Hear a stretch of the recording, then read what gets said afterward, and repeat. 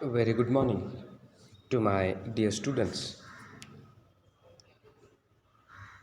Once again, I welcome you in our new class.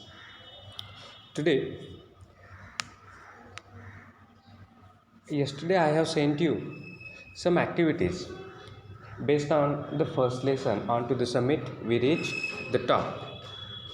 All the students are requested to write down those activities and solve it. Already answers have been given over there. Don't worry about that. Just write it down and send it to me. Okay. Whatever I am sending it to you, you have to write it in your separate English notebook. That has to be preserved, kept. Our test or questions will be asked upon the same. So you must study that, and if you have any kind of queries or problems, then feel free to ask me. Okay.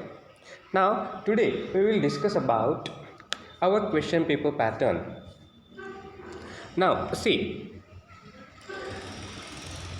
as we will know, we all very well know that our textbook has been divided into 4 sections. In the same way, our question paper will be also divided into 4 sections. The first section is of prose. It carries 34 marks. Section first, prose, carries 34 marks. In that, a reading for comprehension, language study, summary, note making, and mind mapping will be asked to you. See, it is not possible to discuss all the questions within just a period. We will have to give it more time, 2 period, 3 period, or 4 period, max 4 period it requires. So today we will just study about the section first, prose, that is for 34 marks. Let's see. Here, question number 1 is based on a given text. The question will be asked, question number 1A, read the extract and complete the activities that follow. Complete the activities that follow. It will be for 12 marks. 12 मार्कासाठी पहिला प्रश्न असेल बाळांनो. आणि मग इथं बघा, इथं तुम्हाला 12 मार्काची फोड कशी दिलेली आहे, तिथं 6 ॲक्टिव्हिटीज विचारल्या असतील. काय असतील? There will be 6 activities. आता पहिलं A, textual seen extract from prose units. जवळजवळ आपले 6 युनिट्स आहेत. 6 युनिट्सपैकी एक इथं लेसन इथं तुम्हाला दिला जाईल आणि त्या लेसनवर आधारित तुम्हाला काय करायचं आहे, इथं खाली दिलेले क्वेश्चन सोडवायचे आहेत. You will have to write the answers or complete the activities given below. आता A1, ग्लोबल अंडरस्टँडिंग. आता ग्लोबल अंडरस्टँडिंग यामध्ये बघा, फिल इन द ब्लँक्स असेल, ट्रू ऑर फॉल्स असेल, कंप्लीट द सेंटेन्सेस असेल, इवन मॅच द पेअर्स असू शकेल. ह्यासारखे जे बेसिक आहेत, इवन ह्यासारखे जे क्वेश्चन किंवा फ्लो चार्ट दिलेला असेल किंवा एखादी डायग्राम दिलेली असेल, ती डायग्राम तुम्हाला काय करायची आहे, फिलअप करायची आहे. यासाठी किती मार्क्स आहेत? 2 मार्क्स आहेत. Global understanding.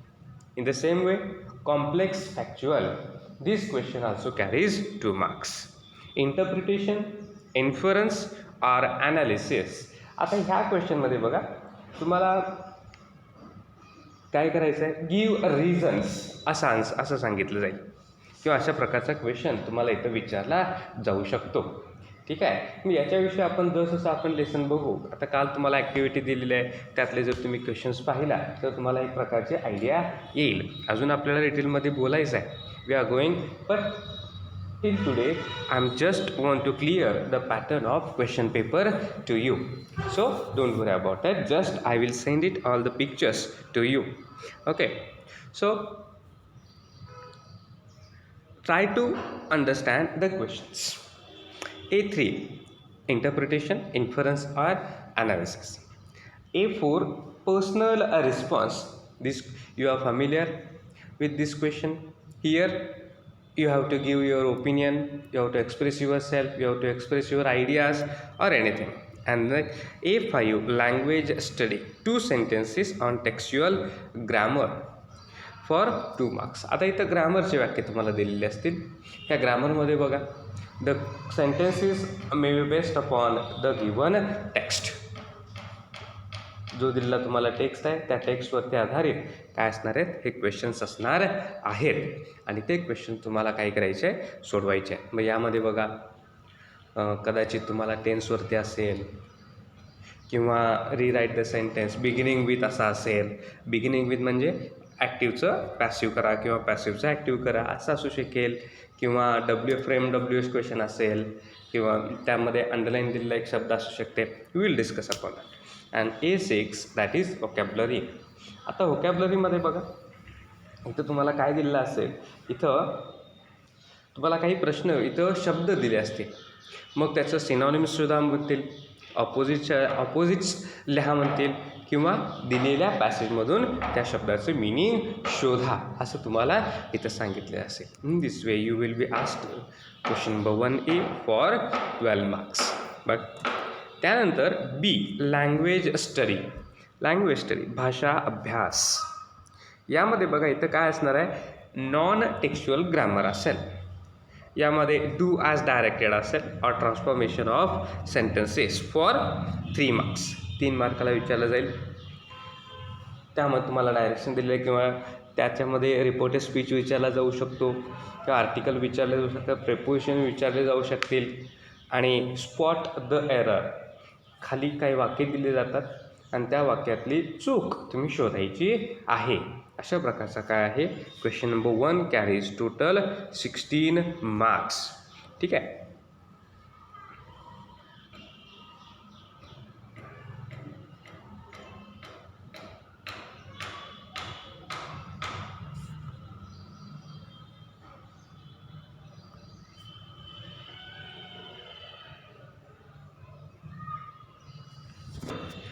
We have discussed question number 1.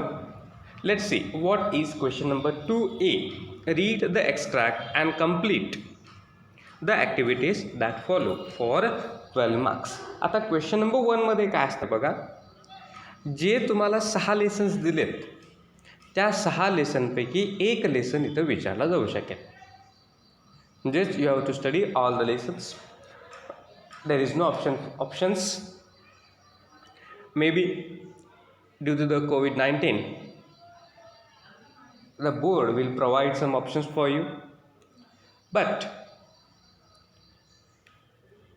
without thinking them, we must study all the lessons.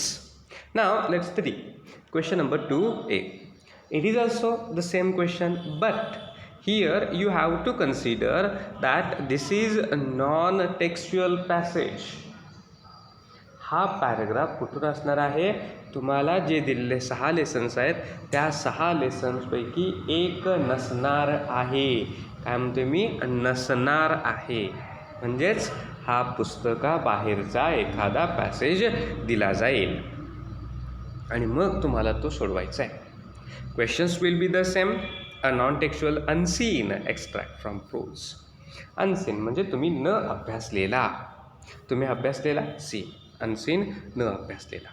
A1, A2, A3, A4, A5, A6. Each question carries 2 marks each. प्रत्येक प्रश्नाला किती मार्क्स आहेत, 2 मार्क्स इथं असणार आहेत. मग सेम क्वेश्चन्स तुम्हाला विचारले जातील. सेम म्हणण्यापेक्षा त्या पद्धतीचे इथं क्वेश्चन्स काय करणार, विचारले जाणार आहे. त्यानंतर एखादा आपण काय करूया, अनसीन पॅसेज आपण सोडवण्याचा प्रयत्न करू. त्यावेळी तुम्हाला काय करेल, कोणते प्रश्न कसे विचारले जातात हे सुद्धा त्यामध्ये सांगितलं जाईल. आता B बघा, summary writing. Summary writing for 3 marks. Right a brief summary of the above extract given in 2A. आता क्वेश्चन नंबर 2A मध्ये जो पॅसेज दिलेला आहे बघा, once again I am going to repeat the passage given or passage asked in 2A. Question number 2A मध्ये जो passage इथं विचारलेला आहे त्याच पॅसेजचा सारांश तुम्हाला लिहायचा आहे with the help of points given below. मग यासाठी तुम्हाला काही पॉईंट्स देतील, ते पॉईंट्स तुम्ही वापरायचे आणि while after using those points you have to write a summary of those that para, suggest a suitable title for it. आणि याच्यासाठी एक टायटल देणं गरजेचं आहे आणि टायटल कॅरीज 1 मार्क आणि टायटलला 1 मार्क आहे. टायटल द्यायला विसरायचं नाही. This question carries 3 marks. इथे तुम्हाला 3 मार्काला प्रश्न हा विचारला जाईल. The last one C, note making or mind mapping completion task. आता माइंड मॅपिंग इथं तुम्हाला 12वीच्या वर्गामध्ये माइंड मॅपिंग दिलेलं आहे, पण इथं नोट मेकिंगमध्ये मात्र बघा तुम्हाला इथं काय असणार आहे. नोट मेकिंगमध्ये एक पॅराग्राफ दिला जाईल आणि त्याच्या खाली टेबल दिला जाईल. टेबल असेल किंवा पाय चार्ट असेल किंवा एखादा ग्राफ दिलेला असेल तो तुम्हाला फिलअप करायचा आहे with the help of given passage. Okay, तर अशा पद्धतीनं बघा हा आपला काय आहे क्वेश्चन पेपर पॅटर्न आहे बेस्ड अपॉन द सेक्शन 1. ठीक आहे, ह्याला सेक्शन 2 असेल, 3 आणि 4 याच्याविषयी आपण काही उद्याच्या तासाला पाहू. ठीक आहे, we will stop over here. Thank you.